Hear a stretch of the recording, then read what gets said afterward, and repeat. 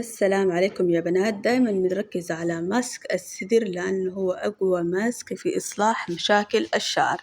إذا عندك أي مشكلة في شعرك اعملي الوصفة دي. حتجيبي حبة سوداء، هيل حبشي، كركديه، توم، حتجيبي ورق برتقال أو قشر برتقال، بابونج. بعد كده حتحطي الوصفة دي كلها على النار تغلي.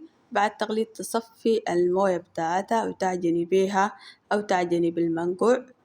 السدر لازم تغطي عليه عشان في بعض الزيوت ما تتطاير تكون موجودة على المنقوع. تخليه يغلي زي 5 دقايق أو 4 دقايق. بعد كده تغطي على الإناء، وبعد يبرد تصفي المنقوع وتعملي به السدر. الوصفة دي يا بنات اعملوها مرتين في الأسبوع. إذا شعرك متضرر شديد اعمليها 3 مرات في الأسبوع. بإذن الله تعالى يا بنات تشوفوا نتيجة رهيبة رهيبة في إصلاح الشعر. طبعا ريحة المنقوع رهيبة لأنه البرتقال أو قشر البرتقال الرائحة بتاعته تقض على رائحة البصل والثوم، فما حتكون في رائحة غير رائحة البرتقال بالإضافة إلى رائحة الورد. حتجيبي 2 أو 3 ملاعق من السدر. والسدر يا بنات لازم يكون أصلي، عشان كده ينتبهوا شديد للسدر. السدر الأصلي بيكون ظاهر أول ما تضيفي له الماء طوالي بيعمل شكل رغوة، فبيعمل فقاعات. فهنا اتأكدوا إنه السدر أصلي. السدر الأصلي بيكون رهيب، عشان كده ينتبهوا وانتوا بتشتروا السدر عشان يطلع معاكم السدر الأصلي زي ما شايفين هنا على الشاشة الفقاعات بتاعة السدر. أول ما صبيت عليها الماء فطوالي طلعت الرغوة بتاعة السدر.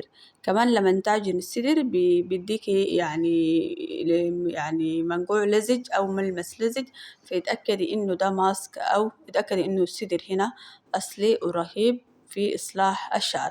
ماسك السدر يا بنات بيصلح الشعر المتقصف، الشعر اللي بيكون فيه فراغات، الشعر اللي ما بطول، الشعر اللي مهما عملتي بيكون موجود أو زي ما هو، يعني ما في أي فرق. فإن شاء الله من خلال ماسك السدر ده حتشوفي نتيجة رهيبة.